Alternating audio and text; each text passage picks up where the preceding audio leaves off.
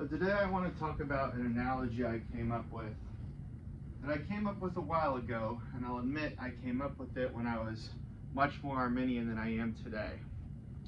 But I think it's still helpful as a way to conceptualize the universe that faith operates in. And this draws on my experience as an astronomy TA back in college after I took Astronomy 101. Well, it starts with the garden. God and Adam and Eve do not sin, and they exist in a perfectly ordered system where they're in unity with God the Father. So imagine this, and I'm not sure if this is entirely astrologically accurate. The fall, when Satan tempts Eve and she and Adam bite of the apple, this introduces sin into the world. So let's imagine that what was initially a star collapses and becomes a black hole, and then Adam, Eve, Cain, and Abel, all their descendants are scattered out across the universe into this galaxy of grace. So I'm going to make the argument that grace functions like a galaxy. It's subject to the same laws of physics. Well, we have stars that are orbiting the black hole at the center of the galaxy. These stars are people, souls, imago Dei. And the gravitational pull of the black hole is God's grace. God's grace extends to every individual who is alive today, who will ever be alive, and who was alive. That's the gravitational force coming from the black hole. A property of objects that orbit other objects is as you get closer to the center of gravity, the speed of orbit increases. There's more revolutions around the black hole. This creates more speed, and it also creates more energy. So imagine as a star is drawn closer to the center, there's more energy, it burns brighter. This is the process of sanctification. So when someone becomes a Christian and they exhibit the fruits of the Spirit in their lives, that's the process of sanctification where they become more like Christ, just here on earth.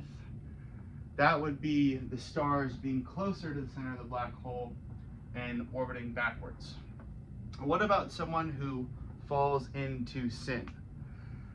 When you're orbiting a fixed center of gravity, there's two forces that matter. There's the centripetal force and the centrifugal force. The centripetal force is the force that keeps it orbiting the point of gravity. It keeps it locked in. So if you were spinning a yo-yo on your finger, that string would be the centripetal force. Now the centrifugal force goes out at a tangent like this. So there's always an escape path as the object is orbiting the center of gravity. So let's take sin as the centrifugal force. Oh, when someone sins, their star's orbiting, it gets cast out on a tangent and winds up further away from the center of gravity. When you sin, you are further away, from God. And this means you orbit more slowly. You have less energy. But you're still subject to the gravitational pull of the system. God's grace still extends to you no matter how far out you go. His grace is still operative. Someone call this unconditional election.